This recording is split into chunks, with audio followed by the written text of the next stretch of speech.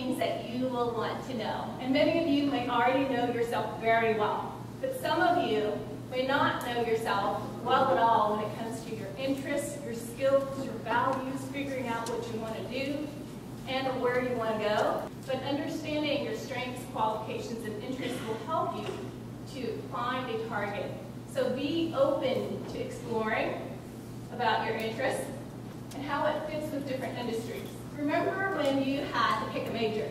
Who remembers that? Did you know exactly what you would major in? So this is what I mean by understanding where you are. Some of you know exactly what you want to go into. Some of you, you're still exploring, and that's okay. But be open to it and be open to learning, because you're going to be able to get to a point where you know what you want to do. Then you can develop your action plan. So once you identify your interests, your skills, your values, you're going to be able to see how that might be an asset to a certain organization or an employer, and figure out what industry or field is going to be a fit for you. Then you can narrow down the companies that you want to work for.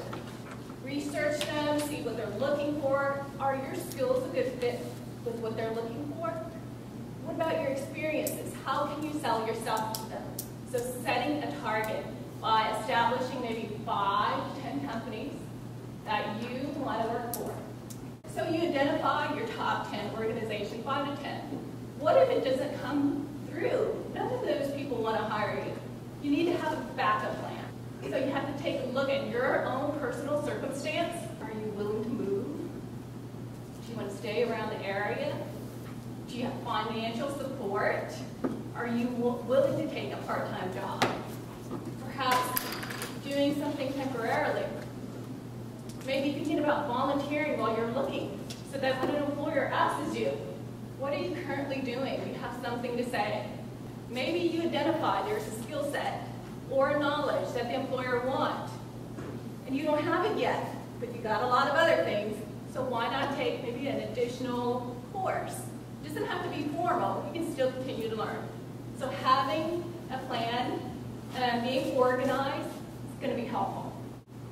And then implementing your strategy. Know that most people will get rejected. It's not a rejection of you, the person. It's just not a fit with that particular company or that particular job. So don't take it personally. And that you're going to have to make some sacrifices. For example, maybe you're used to going with your friends at a certain day of the week. Well, instead of doing that, you have your plans ready to go, meaning from Monday through Friday, I have a job, which is to look for a job. So you structure it like a job. Then make sure that you're developing SMART goals, which means it needs to be specific, measurable, attainable, realistic, and timely.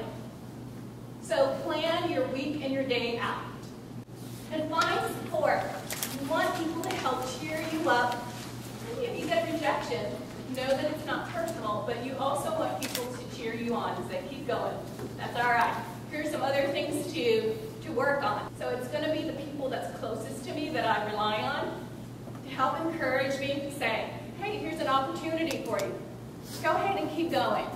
And so use your inner circle to think about other people that you can connect to. We gave you a bunch of online resources in your handout. The goal is not for you to go into it looking for jobs there. Be strategic in how you use it. It's a wonderful tool for researching organizations and companies. And also be careful when you're researching what you put out. When it comes to online information, it may stick there for a while, for a long time, it doesn't disappear. So be cautious. But if you're going to go online, because I know a lot of you will, you're going to be strategic and you want to try using professional organizations to get access to more industry-specific jobs. And you'll want to look at the job boards that are more targeted for a specific industry. Now, when you go through the process, for a while and you can't figure out, still don't have a job, what else can I do? There are things like job boards, employment agencies, those kinds of things, and there are options.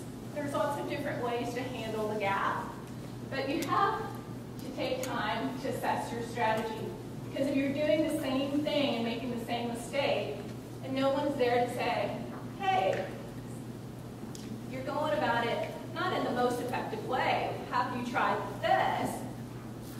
That can help you, but if you're not seeking out help or you're not assessing your strategy, you can get stuck.